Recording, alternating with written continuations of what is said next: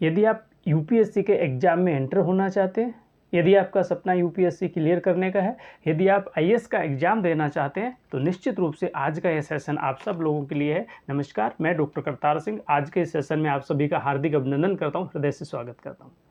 जी हाँ, आज हम बात करेंगे आईएएस के एग्ज़ाम की। आप में से बहुत से शिक्षार्थी ऐसे हैं जो वर्षों से इस एग्ज़ाम की तैयारी कर रहे हैं। हो सकता है 1-2 अटेम्प्ट आपने दिया भी हो यहाँ पर, लेकिन मैं मूल रूप से उन बच्चों की बात कर रहा हूँ जो पहली बार इस एग्ज़ाम में अपीयर हो रहे हैं यहाँ पर। और ख़ास तौर से मैं अपने संस्थान से जुड़े हुए ऐसे शिक्षार्थी, ठीक है, जो मतलब अभी-अभी किसी दूसरे एग्ज़ाम की तैयारी करके निकले हैं। जैसे हम लोग अलग-अलग माध्यमों की तैयारी करवाते हैं, जैसे मैंने कहा कि हमारे पास अधिकतर जो है वो टीचिंग लाइन के शिक्षार्थी होते हैं, जो ऑलरेडी या तो 3rd ग्रेड में, 2nd ग्रेड में, 1st ग्रेड में लेक्चरर होते हैं, जो कॉलेज लेक्चर की तैयारी कर रहे होते हैं या फिर ऑलरेडी कॉलेज लेक्चर होते हैं वो, ठीक है, वो फिर यूपीएससी की तैयारी करते हैं। तो ऐसे बहुत से शिक्षार्थी हमारे साथ जुड़े हुए हैं। खास तौर से उन लोगों को लगभग पता होता है, लेकिन ऐसे बहुत से और भी शिक्षार्थी होते हैं जो अभी 12th पास करके आए हैं, जो ग्रेजुएशन में हैं, ठीक है। उन सब लोगों के लिए आज का ये सेशन है। और यदि आप पुराने शिक्षार्थी, आप यूपीएससी की तैयारी कर रहे हैं, तो ये सारी चीज़ें हो सकता है ये आपके पहले से आप इन चीज़ों को जानते हो, लेकिन फिर भी कुछ चीज़ें ऐसी हैं जो कहीं न कहीं आपके लिए काम आएँगी यहाँ पर। तो निश्चित रूप से आज के इस सेशन की हम शुरुआत करते हैं। सबसे पहले मैं बात कर रहा हूँ कि पहला ही शिक्षार्थियों की अधिकतर, मैं बता देता हूँ एक बार पहले कि अधिकांश चीज़ें आज मैं उन लोगों की, बच्चों की समस्याओं का समाधान लेके, जिनकी उनकी क्यूरी रही, जो उनके क्वेश्चंस रहे यहाँ पर, उनका समाधान आज हम करने की कोशिश करेंगे। तो पहला सवाल बच्चों का ये होता है, मेरे पास जो भी हैं स्टूडेंट, बहुत से मेरे पास जो भी मेल आए हुए हैं, ठीक है, व्हाट्सअप मेरे पास ज़्यादा आते हैं, जो भी बच्चे ग्रुप में जुड़े हुए हैं मेल से। बाकी मैं यूट्यूब में तो कमेंट वगैरह जो भी, पता नहीं आप कहाँ देख रहे हैं, उसका बहुत ज़्यादा मैं जवाब नहीं देता और उस पर बहुत ज़्यादा मैं एक्टिव भी नहीं रहता, रह भी नहीं सकता।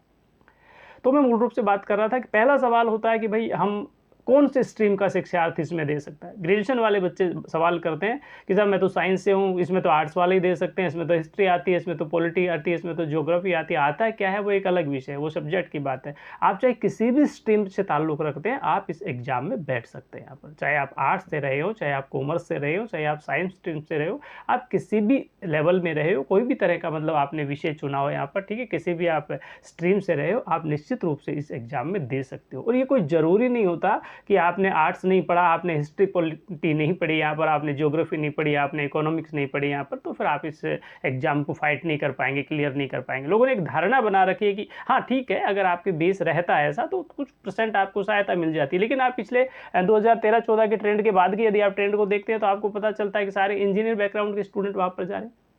तो आपका बैकग्राउंड क्या था कोई मायने नहीं रखता इन चीज़ों का, ठीक है। तो ये आपको विशेष रूप से इन चीज़ों के बारे में देखना है, सोचना है कि भाई हमें करना क्या है, उसी आधार पर आपको लेकर के चलना है। तो पहला मेरा जो सवाल था उसका समाधान, जो आपका जो सवाल था उसका समाधान मैंने दे दिया है, ठीक है।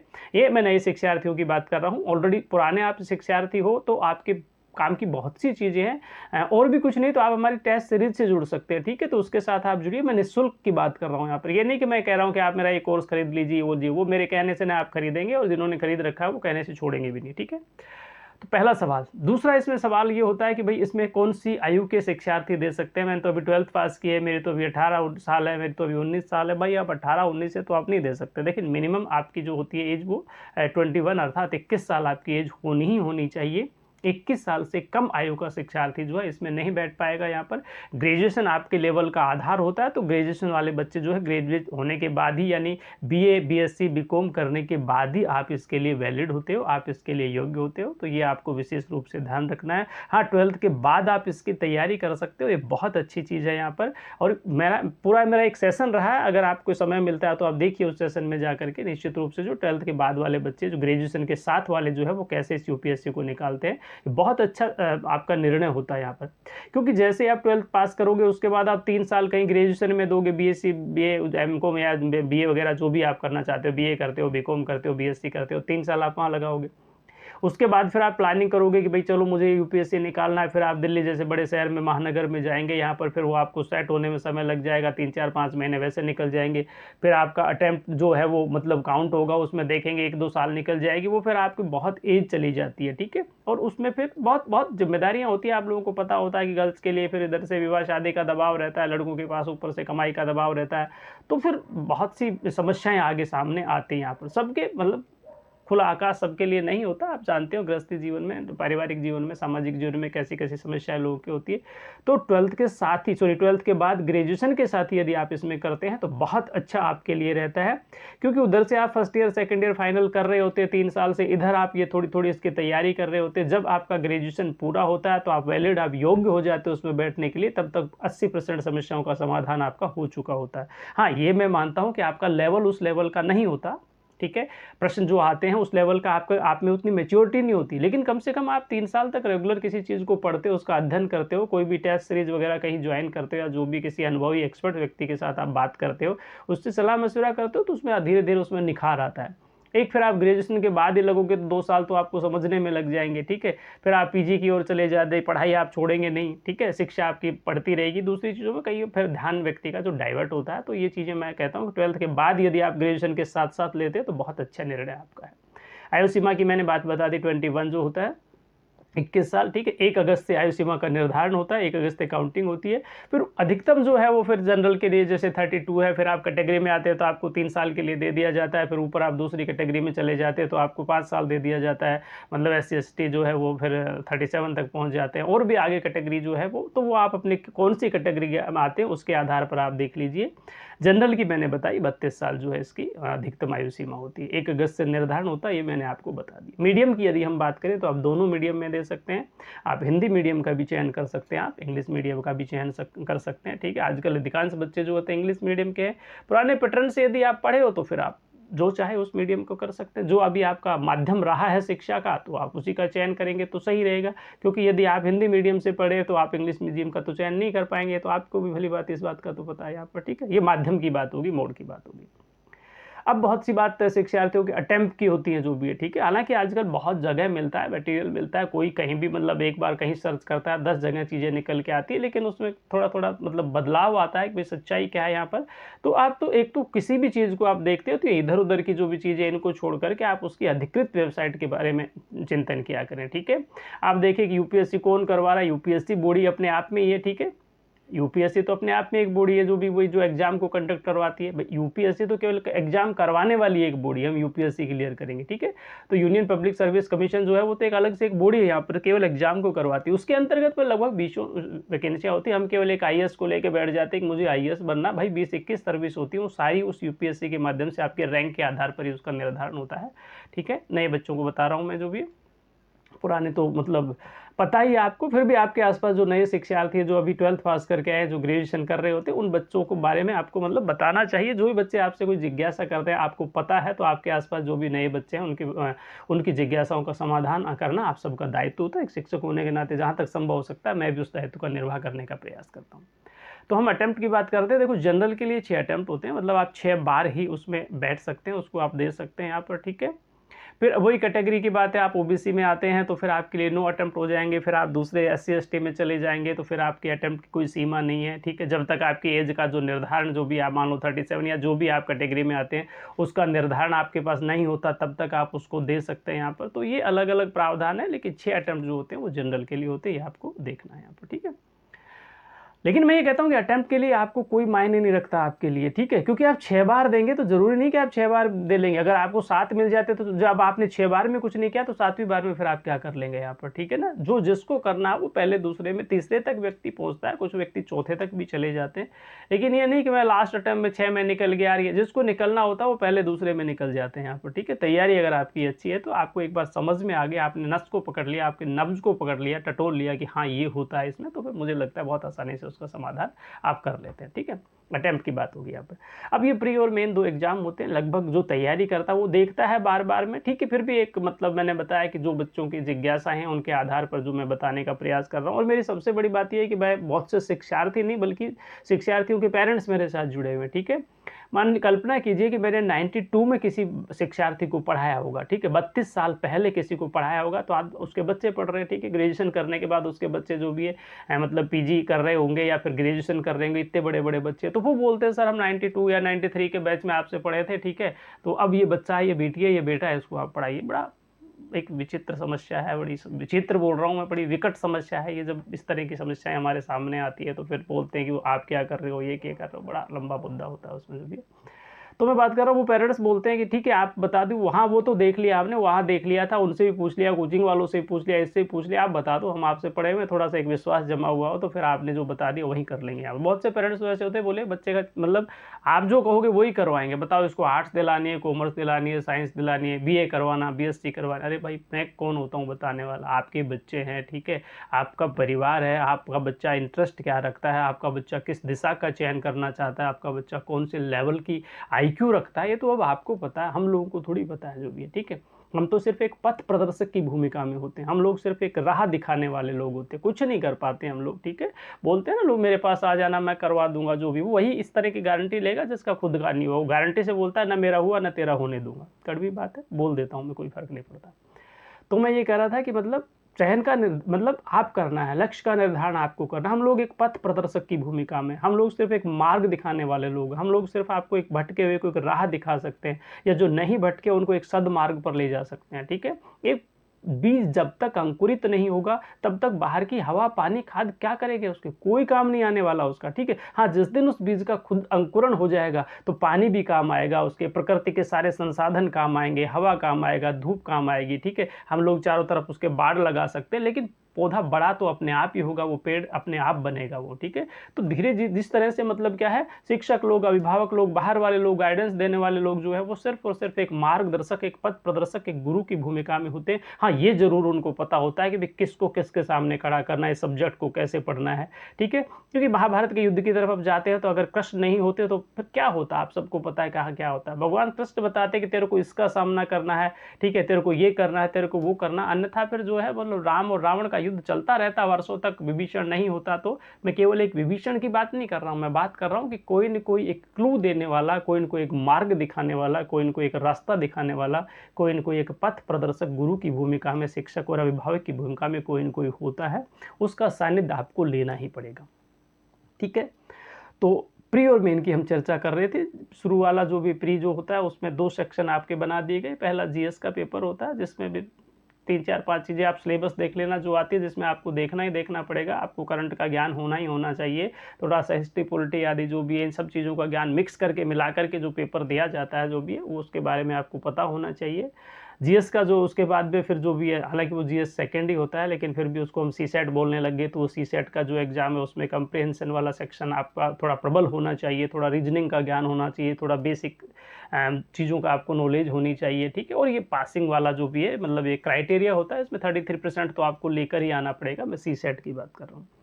पहले वाला जो जीएस वाला पेपर होता है वो ठीक है 100 क्वेश्चन 200 नंबर के होते हैं, उसमें वो सारी चीज़ें आपको पास करनी पड़ेगी, ठीक है, सब चीज़ें आपको देखनी पड़ेगी वो, ठीक है। कट ऑफ कितनी जाती है ये उस मेरिट में, उस लेवल में आपको आना ही आना पड़ेगा। सी सेट में आपको जितना भी क्वेश्चन, जैसे मान लो 80 क्वेश्चन जो है लगभग 27 क्वेश्चन, मतलब 33% आपको लेकर आना पड़ेगा। जब ये क्वालिफाइंग आप कर जाएंगे यहाँ पर, ठीक है ना, जब ये दोनों पेपर आपके जो है इसमें से आप निकल जाएंगे, इस क्राइटेरिया को क्रॉस करके आप ऊपर चले जाएंगे तो आपका जो है प्री क्लियर हो जाएगा, फिर आप मेन वाले सेक्शन में जाएंगे, ठीक है। फिर मेन का जो नया सिस्टम है वो आपको चलेगा, दोबारा से आपके लिए फॉर्म निकलते हैं, दोबारा आपको फॉर्म अप्लाई करना पड़ेगा, जो भी आपको एक टाइम दिया जाता है यहाँ पर, ठीक है। जो भी निर्धारित जो सीटें लगभग होती हैं उन सीटों के लगभग 15 गुना के आसपास जो है वो मेंस के लिए जो भी हम वहाँ बॉडी के द्वारा रखा जाता है उसको, ठीक है। फिर उसमें भी एक नई प्रक्रिया शुरू होती है, जो भी आयोग उसको दोबारा से करता है, सारी डेट वगैरह आपको विशेष रूप से उनको ध्यान रखना होगा, विज्ञप्ति मैंने बता दी। फिर उसमें लगभग 9 पेपर जो है ये आपको देखने हैं, 4 पेपर जो है वो जीएस वाले होते हैं, उसमें फर्स्ट सेकंड थर्ड फोर्थ में क्या क्या आएगा ये आपको चेक करना है। निबंध का पेपर है, फिर निबंध आपको कैसे लिखने हैं इसके बारे में आपको जानकारी होनी चाहिए। बहुत से लोग बोलते हैं निबंध लेना वो हिंदी की तरह निबंध नहीं होता भाई, उसमें आपकी सक्षमता देखी जाती है, आपकी क्वालिटी देखी जाती है, आपकी स्किल देखी जाती है, आप किस बात को किस सलीके से कहते हैं, आप किस बात को किस ढंग से कहते हैं, ठीक है। एक एक चीज़ देखी जाती है। और मतलब ये नहीं कि आपने तैयारी कर ली, आपके दिमाग में आपके मस्तिष्क में तो न जाने क्या क्या भरा हुआ होता है, लेकिन उसको देखना पड़ता है। जब आप उसको अपनी स्किल के अकॉर्डिंग उसको बिल्कुल सीरियस वाइज लगाते हैं, यहाँ पर कंटिन्यूस आप निरंतरता के साथ उसको लिखते हैं, तारतम्यता के साथ लिखते हैं, तब समझ में आता है कि आप कितने पानी में, क्योंकि आप लिखेंगे वही जो आपके मस्तिष्क में भरा हुआ है, ठीक है। आप किस तरह का व्यवहार करते हैं, आपकी स्किल क्या है, आपकी सोच क्या है, आपका तरीका क्या है, आपका नज़रिया क्या है, आप किसी चीज़ को किस ढंग से देखते हैं, सिर्फ यही देखा जाता है। इसीलिए वो पेपर ऑब्जेक्टिव नहीं होता बल्कि सब्जेक्टिव होता है, पूरा डिस्क्रिप्टिव पेपर होता है, सब लिखा जाता है मेंस में, ठीक है, क्योंकि प्री में तो ऑब्जेक्टिव हो गया, आपने कर दिया यहाँ पर, लेकिन मेंस में तो एक एक चीज़ देखी जाती है, लिखवा करके सिर्फ और सिर्फ इसलिए देखा जाता है कि आप किस ढंग से उस चीज़ को प्रेजेंट करते हैं, आपका नज़रिया क्या है, आपका तरीका क्या है, आप किस सलीके से किस ढंग से अपनी बात को कह पाते हैं यहाँ पर, ठीक है। उसकी जो मौलिकता होती है उस मौलिकता का पता नहीं होना चाहिए। कई बार ऐसे होते हैं हम शुरुआत कहीं से करते हैं लेकिन भटक करके दूसरी दिशाओं में चले जाते हैं। तो अपने जो मूल विषय है उस मूल विषय से हमें हटना नहीं है, इन सारी की सारी चीज़ों पर हमें ध्यान रखना है। तो वो जीएस वाले 4 पेपर शुरू वाले हो गए, फिर एक निबंध का पेपर होगा, वो आपका अलग से होगा, ठीक है। उसके बाद फिर आप इंग्लिश का पेपर होगा, उसके बाद फिर आपका एक भाषा का पेपर होगा, भाषा में आप हिंदी का भी चयन कर सकते हैं, जो भी अलग भाषा आप जिस भी आप कैटेगरी या जिस राज्य से आते हैं उसके अकॉर्डिंग आप भाषा का चयन कर सकते हैं। तो इंग्लिश और ये जो भाषा वाला पेपर होता है 25% मार्किंग आपको लेकर के आनी है, बस इसमें इसको पासिंग मार्क आपके चाहिए। लेकिन शुरू वाले जो सेक्शन वाले पेपर हैं, जो चारों पेपर, इस पर आपकी अच्छी पकड़ होनी चाहिए, ठीक है। निबंध वाला आपका बहुत मजबूत होना चाहिए, भाषा की अपने बात कर दी, फिर 2 पेपर आपके ऑप्शनल होंगे यहाँ पर, 7 इधर से आपके पेपर हैं, फिर 2 ऑप्शनल पेपर हैं, ऐसे कुल मिला के 9 पेपर आपके होते हैं। बड़ा वृत्त और बड़ा व्यापक जो है सिलेबस होता है, 1750 के आसपास इसकी मार्किंग होती है। वो तो जब आप सिलेबस को देखेंगे तो आपको सारी की सारी चीज़ें पता चल जाएगी, ठीक है। फिर जब आप मेन भी निकाल ले तो फिर इंटरव्यू की प्रक्रिया आपकी प्रारंभ होती है यहाँ पर, ठीक है। फिर इंटरव्यू वाला, फिर सबको तीनों को मिला करके उसको मतलब क्या मेंस वाले सारे पेपर्स को मिला करके फिर इंटरव्यू के नंबर उसमें जोड़ करके फिर आपकी जो भी है मेरिट निकाली जाती है। तो फिर उसमें जो टॉप होते हैं बच्चे, उनका फिर आगे चल करके फिर वो ट्रेनिंग वगैरह पे लबासना वगैरह उसको भेज दिया जाता है ट्रेनिंग के लिए।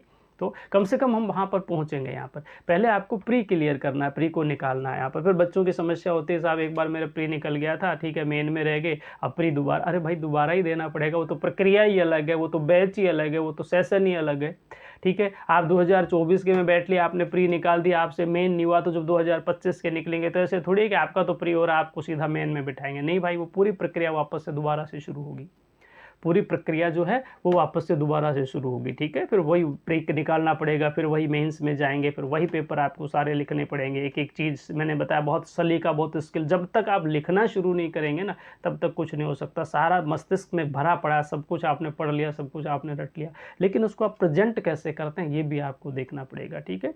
हम कई बार बताते हैं, आप देखते हैं वर्षों से, पूर्वजों से बहुत सी बातें, बहुत से एग्जाम्पल आप सुनते हैं।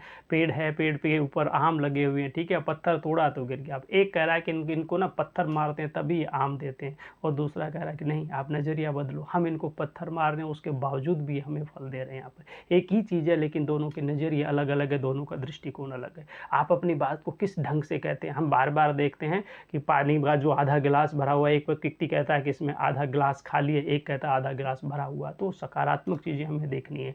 बिल्कुल खाली वाले को जब तीसरा व्यक्ति कहता है, कौन कहता है खाली है, तो हवा से भरा हुआ है। तो आपका नज़रिया अलग है, आपका दृष्टिकोण अलग है, आपकी सोच अलग है, आपकी विचारधारा अलग है। आप कैसे उसको आप प्रेजेंट करते हैं, कैसे आप उसको सलीके से पेश करते हैं, ये जब तक आपकी प्रैक्टिस नहीं होगी तब तक कुछ नहीं होगा। और केवल प्रैक्टिस करने से कुछ नहीं होगा, उस प्रैक्टिस को जांचने वाला भी आपके पास चाहिए, क्योंकि दुनिया के सारे व्यक्ति अपने आप को कोने में बैठा करके बुद्धिमान बताते हैं यहाँ पर, ठीक है। विद्वान विदुषों के संसार में कोई कमी नहीं, हर व्यक्ति अपने आप को दुनिया का सर्वोत्तम इंटेलिजेंट समझता है, लेकिन जब अपने जैसे 2, 5, 10 लोगों के बीच में जाते हैं तब समझ में आता है कि हम लोग कहाँ स्टैंड करते हैं, ठीक है। तो इन सारी चीज़ों का आपको पालन करना है। मैंने बता दिया शुरू से लेकर आपकी एज का निर्धारण वाली बात बता दी, आपकी शुरू की जो शंकाएं थी उनके बारे में बता दिया, प्री के बारे में जो पेपर जीएस और सीसेट की हमने चर्चा कर ली, उसके बाद मेंस वाले सारे 9 पेपर्स की हमने चर्चा कर ली, ठीक है। अटेम्प्ट आपके कितने रहेंगे उसकी हमने चर्चा कर ली, उसके बाद मेंस के बाद में इंटरव्यू वगैरह जो है उसकी हमने चर्चा कर ली। सारी की सारी चीज़ों का समाधान आपको करना है। ग्रेजुएशन के साथ आप लेकर के चलेंगे तो बहुत आपको फ़ायदा होगा। अगर इसके साथ ही ग्रेजुएशन के बाद ही 1-2 साल की तैयारी में पहले दूसरे अटैम्प्ट में अगर आप निकाल लेते हो तो आप उस शीर्ष के पद तक जाएंगे जिसके बारे में मतलब लोग कल्पना करते हैं कि काश हम 2 साल पहले अगर लग जाते तो हमें ये पद मिल जाता। अन्यथा फिर एक निश्चित एज के बाद जब आप अगर लग गई, आपने यूपीएससी फाइट भी कर लिया, यूपीएससी क्लियर भी कर लिया, आपको प्रॉपर आईएएस भी मिल गया, तो कम से कम उस कैबिनेट स्तर के मंत्री तक तो कैबिनेट स्तर के लेवल तक तो हम नहीं जा पाएंगे यहाँ पर, ठीक है, सचिव तक तो, जहाँ पर हमें जाना चाहिए था, क्योंकि एक एज के बाद वो अब अनुभव के बाद ही वो उसमें लिया जाता है यहाँ पर, ठीक है। जैसे हमारे डिपार्टमेंट की बात, मैं एजुकेशन की बात बताता हूँ, अगर कम उम्र व्यक्ति असिस्टेंट प्रोफेसर बन जाता है यहाँ पर तो फिर वो वीसी तक पहुँच जाता है, वाइस चांसलर तक पहुँच जाता है यहाँ पर, ठीक है। लेकिन अगर अधिक एज के बाद वो फिर असिस्टेंट प्रोफेसर बनता है तो फिर असिस्टेंट बनेगा, फिर एसोसिएट बनेगा, प्रोफेसर बनेगा, फिर उसको 10-12 साल की अवधि चाहिए, यहाँ पर इतना आपको एक्सपीरियंस होना चाहिए, तो वो तो कम से कम उस विषय के लिए योग्य नहीं होता, अप्लाई करने के योग्य नहीं होता, ठीक है। तो यही सारे डिपार्टमेंट में इस तरह की प्रक्रिया है। यदि आप कंपलसरी हिंदी की तैयारी करना चाहते हैं, यदि आप स्लेब जो भी ये निबंध वाला जो सेक्शन है इसके बारे में आप बहुत अच्छी तैयारी करना चाहते हैं, यदि आपका विषय साहित्य है, संस्कृत साहित्य, यदि आपका विषय ऑप्शनल विषय की बात बता रहा हूँ, अगर आपका ऑप्शनल विषय हिंदी साहित्य है, अगर आपका ऑप्शनल विषय संस्कृत साहित्य है, तो इन ऑप्शनल की बात कर रहा हूँ। यदि कंपलसरी वाले सेक्शन में आप कंपलसरी हिंदी की बात करना चाहते हैं, आप निबंध की बात करना चाहते हैं, आप हिंदी के निबंध की बात करना चाहते हैं, आप सामान्य निबंध की बात करना चाहते हैं, ठीक है, हिंदी कंपलसरी के पेपर की बात करना चाहते हैं, तो निश्चित रूप से इसके लिए हम पूरी की पूरी हमारी जो टीम है, हमारी संस्था है, वो इसके लिए काम कर रही है, क्योंकि हम केवल और केवल संस्कृत साहित्य और हिंदी साहित्य को लेकर ही काम करते हैं। कंपलसरी वाला सेक्शन जो है इसकी हम करवाते हैं आपको। आज ही हमारा, अगर हमसे जुड़ना चाहते हैं, तो दीक्षा इंस्टीट्यूट ऑफिशियल हमारा जो अधिकृत जो हमारा एप्लीकेशन है, उस एप्लीकेशन को आप डाउनलोड कीजिए, ठीक है, गूगल प्ले स्टोर पर जा करके दीक्षा इंस्टीट्यूट ऑफिशियल, एक हमारा दीक्षा ऑफिशियल के नाम से है, ठीक है, वो हमारा पुराने वाला सेक्शन है। उसमें अभी जो बिल्कुल लेटेस्ट वर्जन जो हमारा है वो दीक्षा इंस्टीट्यूट ऑफिशियल के नाम से है। इसी प्रकार दीक्षाofficial.com और दीक्षाinstitute.com हमारी जो वेबसाइट है उसको आप विजिट कीजिए, ठीक है। और हमसे संबंधित जो भी कोई क्यूरी आपके पास है, आपकी जो भी जिज्ञासाएं हैं, उन सारी की सारी जिज्ञासाओं का समाधान आप करिए। ज़रूरी नहीं, मैंने बताया कि आप उस सेक्शन में जाकर के केवल और फीस वाले सेक्शन में जाइए, फ्री वाली बहुत सी चीज़ें हैं, फ्री टेस्ट ज्वाइन करने के लिए होता है, फ्री वीडियो जो होती है उसके बारे में आप जानकारी ले सकते हैं। आपकी कोई किसी प्रकार की कोई जिज्ञासा है तो आप फ़ोन कॉल करके हमसे पूछ सकते हैं, ठीक है। फॉर्म भरने में किसी तरह कोई समस्या आ रही है, बीच में कोई समस्या आ रही है, कोई सब्जेक्ट को लेकर के समस्या आ रही है, आप कहीं और से तैयारी कर रहे हैं, फिर भी सब्जेक्ट हमारा उससे रिलेटेड आपको कोई जानकारी चाहिए, तो निश्चित रूप से आपके हमेशा के लिए हम आपकी मदद करने के लिए तैयार रहते हैं यहाँ पर, ठीक है। हमारे द्वार सदा सदा के लिए शिक्षार्थियों के लिए खुले रहते हैं। तो आज के इस सेशन में इतना ही। नमस्कार।